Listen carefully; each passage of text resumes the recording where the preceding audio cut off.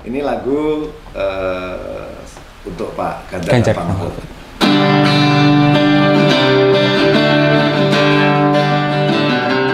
Refrennya ya. Ini pemimpin yang benar. Itu ada di Pak Ganjar.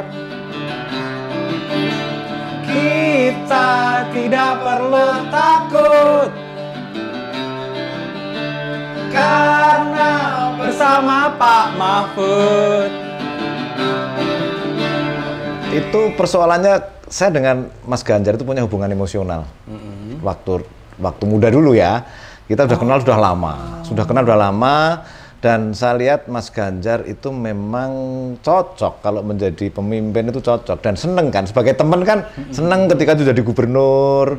Nah, saya pernah membuatkan dia sejak jadi gubernur awal itu, dan Tahun 2013-2014 ya, itu kan akhirnya kita ketemu, kita support. Akhirnya sampai sekarang gitu. Walaupun saya yakin lah semua tiga calon itu putra terbaik bangsa, tapi karena ada kedekatan emosional, bagaimanapun juga saya harus terlibat, dan itu pilihan politik kan. Kita punya hak pilihan politik untuk membantu pilihan kita, calon kita. Nah, itu kesadaran saya untuk mendorong beliau untuk menjadi pemimpin bangsa kita.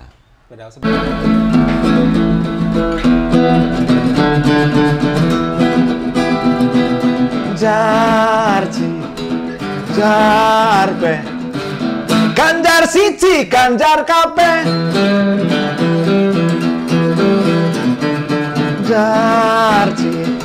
Jarbe Ganjar siji, Ganjar kabeh.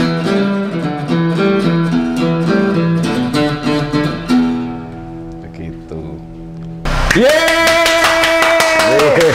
Itu tadi lagu Jarji Jarbeh karya Mas Sri Encik Krisna yang sudah menjadi lagu untuk Bapak Ganjar Pranowo dan sudah ditayangkan di YouTube dan ditonton oleh 17.000 orang di YouTube.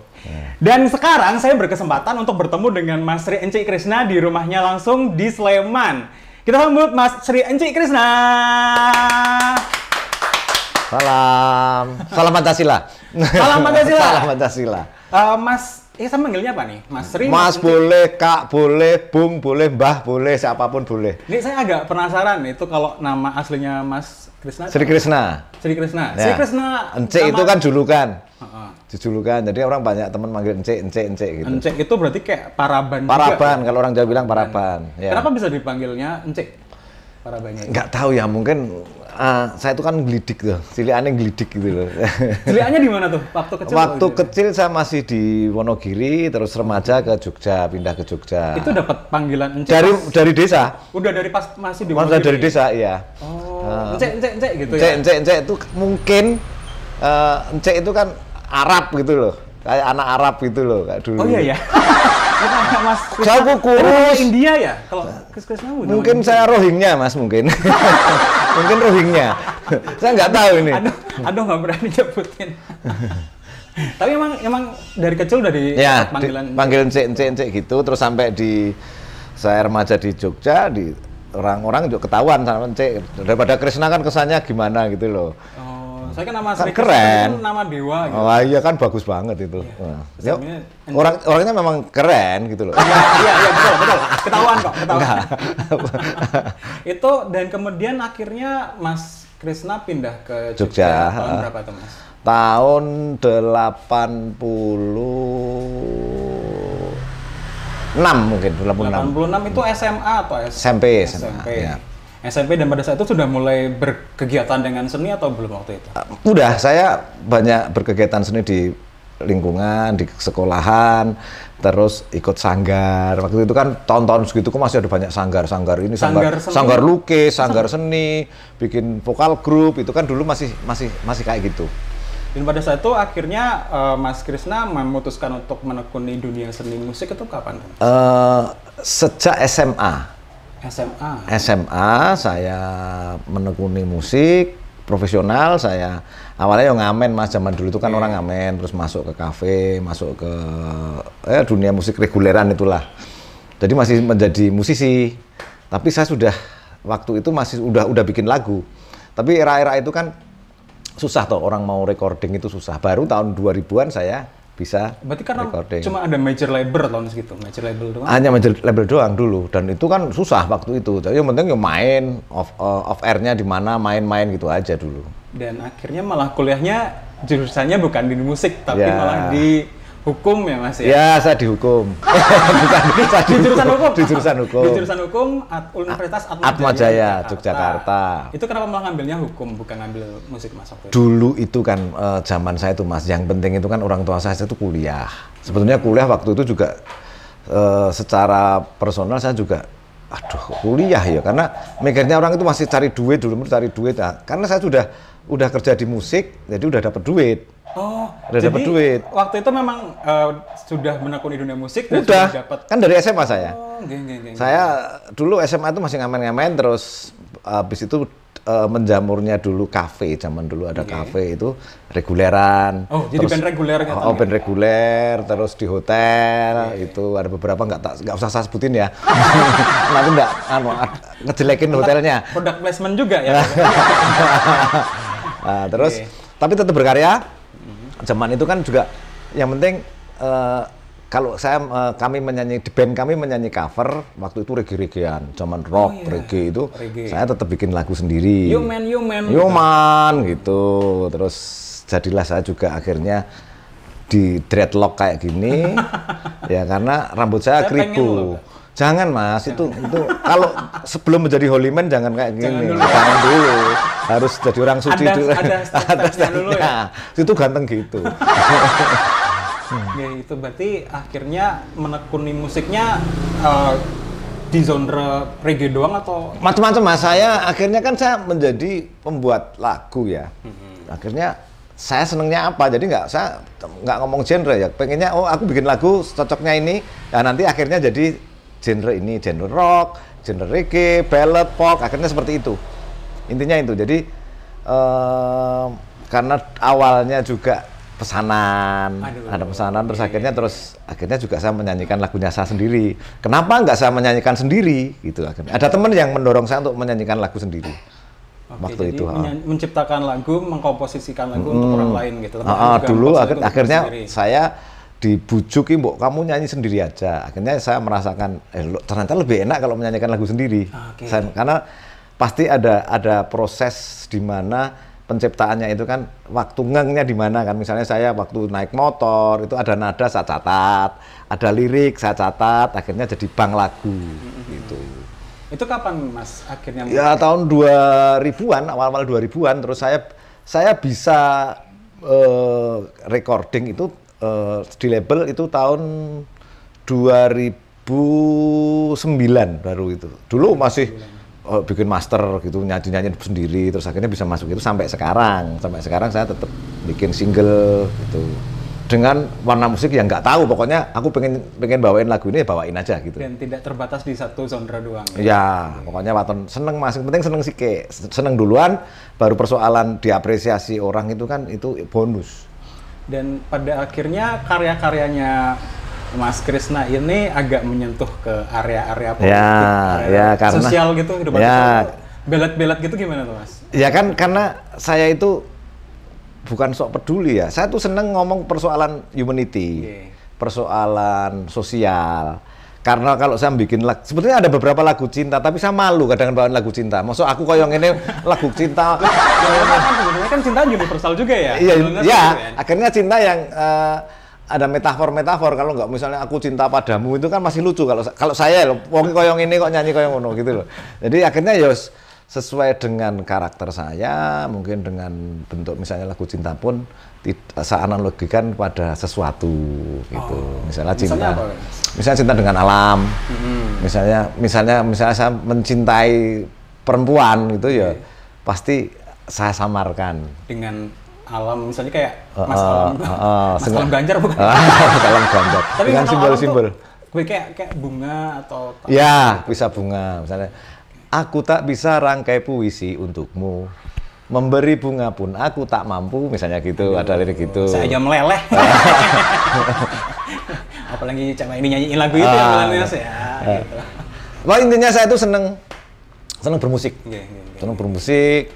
terus akhirnya itu menjadi sumber kehidupan saya sampai sekarang. Itu waktu itu sudah di major label atau indie dulu ya, Mas? Indie dulu, terus malah major label dulu. Baru indie, terus ini saya sempat major lagi, terus ini bikin indie lagi. So biasanya kan kalau yang penyanyi-penyanyi zaman sekarang itu kan biasanya indie dulu, baru ntar ke major label gitu ya. Ini saya mah langsung dulu. Langsung ke major label. Major label dulu, terus selesai, kontraknya selesai, terus saya indie, terus gini, prosesnya saya kan setiap saya membuat album, saya akan konser dulu. Gitu. Biasanya saya konserin, ada beberapa konser yang pernah saya lakukan, konser Kidung Nusantara, konser Ayo Lawan, terus konser Garuda Jaya gitu. Jadi modelnya itu kayak, ya saya kan seniman. Jadi saya mengambil di jalur itu bukan ansih ke industri. Jadi sesuai dengan passion saya.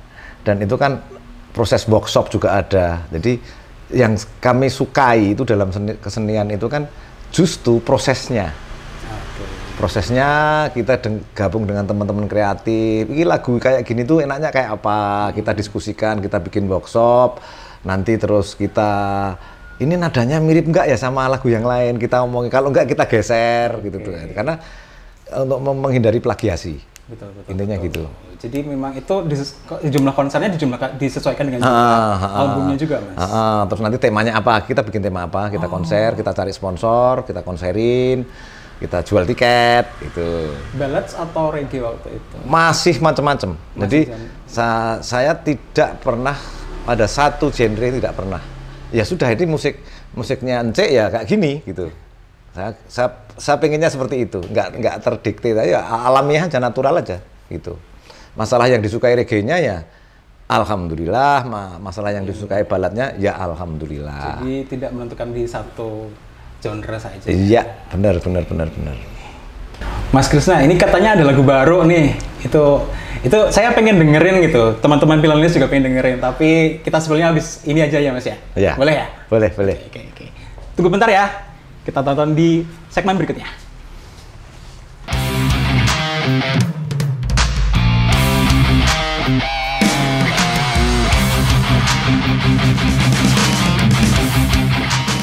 Ini lagu untuk Pak Ganjar Pranowo.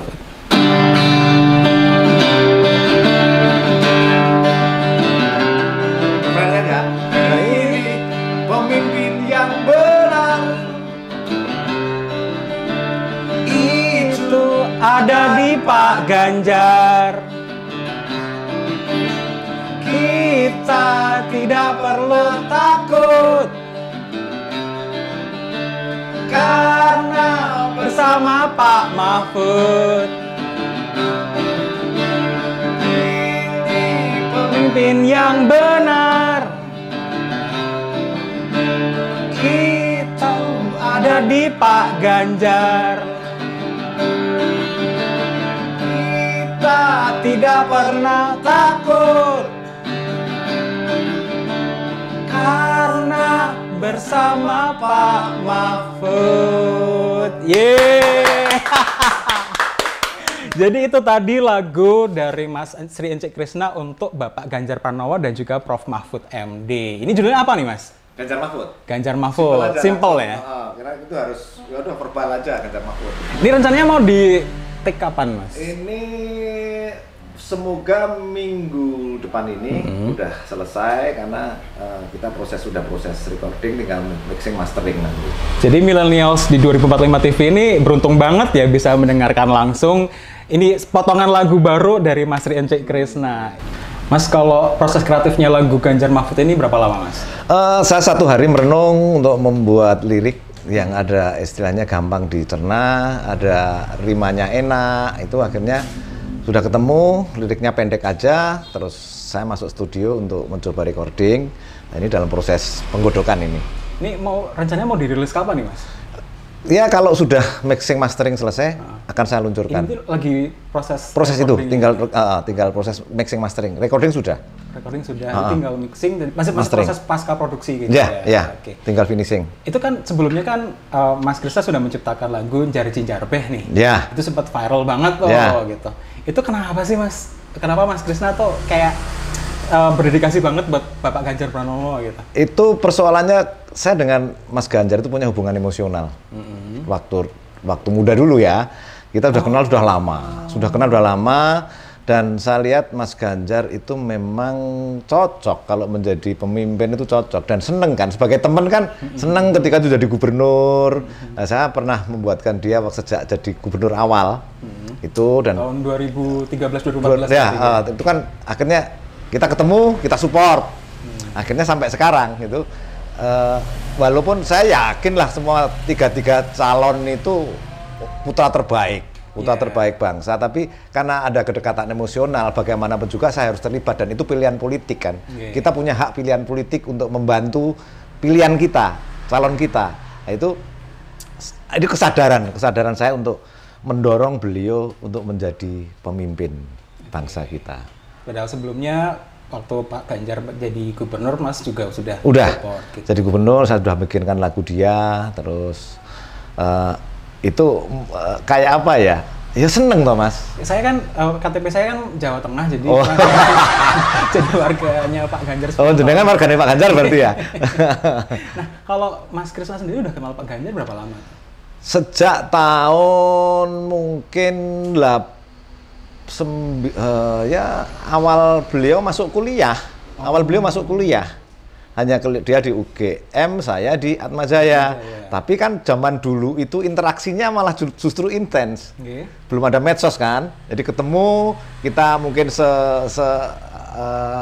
hobi sama seneng musik. Komunitasnya di mana tuh, Mas? Saya di UGM malahan. Di Bulak Sumur. Di UGM, di Gelanggang, di mahasiswa yang dibangun baru itu. Saya tuh kan seneng nongkrong di sana. Dulu kan semua banyak dari mana-mana, dari Nusantara Dharma, dari UII, itu ada banyak yang ke situ.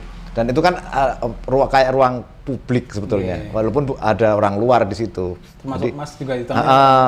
Terus kita juga seneng naik gunung. Oh, naik gunung sama Pak Ganjar bareng? Ya, dulu masih di komunitas itu sering ya ketemu, nggak intens banget, cuman kita kan dulu sering ke Kinaharjo, tempatnya Mbak Marijan, ketemu, ngobrol, nyanyi bareng. Dan orangnya asik kan, orangnya kan memang selengean tapi itu. Orang itu lah. Berdiskusi politik juga di situ atau waktu dulu malah nggak pernah bahas itu, cuman era Orde Baru itu kan kita memang agak sensi ngomongin itu, dan justru karena itu sensi, kita kalau ngobrol ya misalnya ngomong pemerintahan itu kayak gimana toh. Diskusi diam-diam gitu. Diam-diam gitu. Nggak sevulgar sekarang bebas mau ngomong jelek-jelekin presiden aja boleh sekarang. Dulu takut sekali. Nah, itulah yang membuat kami mungkin menjadi akrab terus ya sampai sekarang. Tapi setelah dia menjabat jadi gubernur, saya juga tidak pernah kemana-mana, nggak pernah, pokoknya ya hello aja doang. Karena faktor kesibukan beliau. Iya kan, dia pejabat, saya cuma seniman. Sama-sama sibuk dong berarti. Dulu yang konser saya juga saya undang, dia datang. Kalau ada acara pasti datang. Sampai sekarang pun kalau misalnya saya ada acara pentas itu, beliau pasti datang. Itulah saya paham dia itu sama. Dari dulu sampai sekarang menurut saya sama, hanya sekarang kan persoalan kesibukan, dia tidak bisa sembarangan kan. Apalagi sekarang musim kampanye. Apalagi sekarang ya. Gitu. Kalau misalnya untuk proses kedekatan Mas Krisna dengan Pak Ganjar juga sudah selama 30 tahunan lebih ini ya gitu. Akhirnya Mas Krisna dengan dengan suka hati, dengan rela akan mendukung itu. Mendedikasikan karya Mas untuk Pak Ganjar. Gitu. Apalagi Pak Mahfud itu idola itu saya juga seneng, dia orang yang punya kompetensi yang bagus. Itu bagi saya itu cocok. Jadi dua kombinasi yang luar biasa menurut saya loh ya. Jadi dari Mas Krisna sendiri ada keinginan apa nih untuk dunia seni kalau untuk pemimpin berikutnya? Karena gini Mas, saya itu kan seniman. Jadi seniman juga punya hak untuk memilih secara politik. Nah itu tadi ketika itu saya lakukan saya sebenarnya apa yang bisa saya bantu. Makanya kalau misalnya saya hanya bisa mencipta lagu ya itu bagi saya itu, dan untuk sebagai hiburan juga kan, seni itu kan konteksnya juga buat hiburan, juga sentimen kebudayaan juga ada. Itu saya ya ikhlas-ikhlas saya bahwa seni juga bisa membuat support semua orang, baik itu politik, baik untuk sebagai hiburan, sebagai bentuk kebudayaan, seni budaya itu. Wah, jadi memang hidupnya Mas Krisna untuk seni gitu. Ya. Nah, kalau untuk kehidupan pandangan politik Mas Krisna melihat ke fenomena sekarang itu kan kayak fenomena politiknya suhunya agak memanas nih. Ya. Kalau menurut Mas Krisna, apakah mau bikin karya juga gitu? Ada sebetulnya, tapi saya belum dapat. Sudah ada. Yang tentang apa nih Mas? Agak penasaran kayak nih. Misalnya sudah ada 2 saya rilis itu malah kayak Asu-asuan, Ayu Lawan. Oh, judulnya agak Asu-asuan karena kan ini ya memang itu dinamika politik ya. Okay.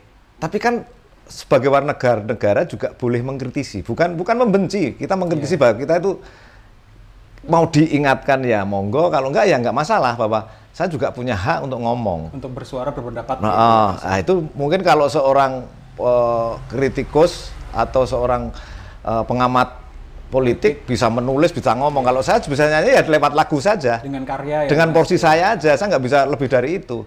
Hanya mengamati kok sekarang kayak gini, politik kayak gini. Semua orang kan pasti agak risih juga kan. Nah itu ya kita menggambarkan dengan musik, dengan lagu gitu loh. Ada berapa karya nih yang sudah disiapkan oleh Mas Krisna? Ada lagu Hoya, ada lagu Asu-asuan, Ayu Lawan, orang-orang berbahaya, Jinjar Beh, terus ini Ganjar Mahfud. Ada 6. Ada 6 karya yang sudah disiapkan. Ya. Gitu ya. Ya. Tapi yang mengikuti fenomena sekarang tuh yang 4 itu tadi ya. Ya. Aduh. Ya. Jadi memang update banget nih Mas Krisna dengan kondisi politik Indonesia gitu. Ya. Nah ini rencananya lagu Jinjar Beh dan juga lagu Ganjar Mahfud akan dibikin video klip atau enggak Mas? Pastinya iya. Cuman saya tidak berani gegabah, jadi kita step by step dulu. Karena itu kan butuh energi juga toh, walaupun karya sudah jadi, dan kalau Jinjar Beh banyak juga yang sudah dibikin, orang-orang sudah banyak yang bikin mengcover atau ada yang bikin klipnya, ya nggak masalah kalau itu sudah diapresiasi publik. Kan kita kan cuma mengeluarkan karya, ketika karya itu dipakai, diminati, ya monggo, nggak apa-apa gitu loh. Dan saya juga sudah aman kan, sudah hak cipta semua ada, saya sudah punya haki. Jadi kami langsung karena itu karya itu anak kandung tuh Mas. Jadi kudu duwe akte. Akan saya aktekan terus itu, dan semuanya alhamdulillah semua sudah saya urus ke haki. Lagu 4 yang akan disiapkan itu sudah. Gitu. Ya. Keren banget nih obrolan kita sama Mas Krisna nih, Millennials. Kalau ada pesan-pesan khusus nggak ini Mas Krisna untuk Millennials yang lagi nonton di 2045 TV Jogja? Pesannya bahwa tahun politik itu dibikin gembira. Kita berbeda pilihan itu tidak masalah. Cukuplah kita berpolitik, berteman seterusnya. Pesan saya gitu. Dalam banget nih.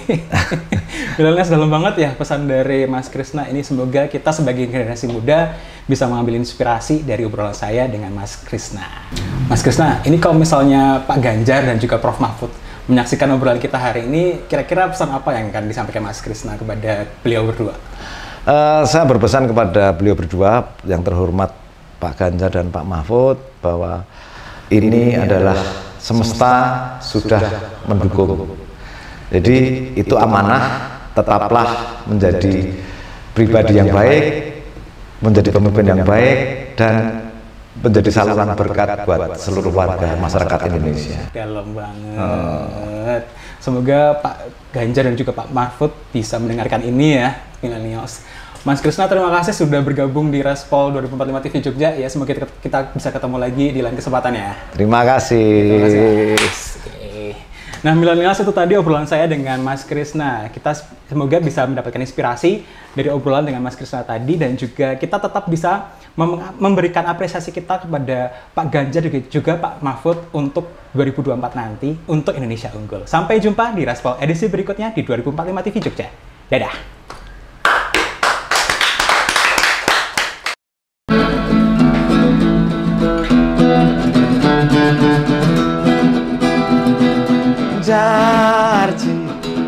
Ganjar be, Ganjar siji, Ganjar kabeh.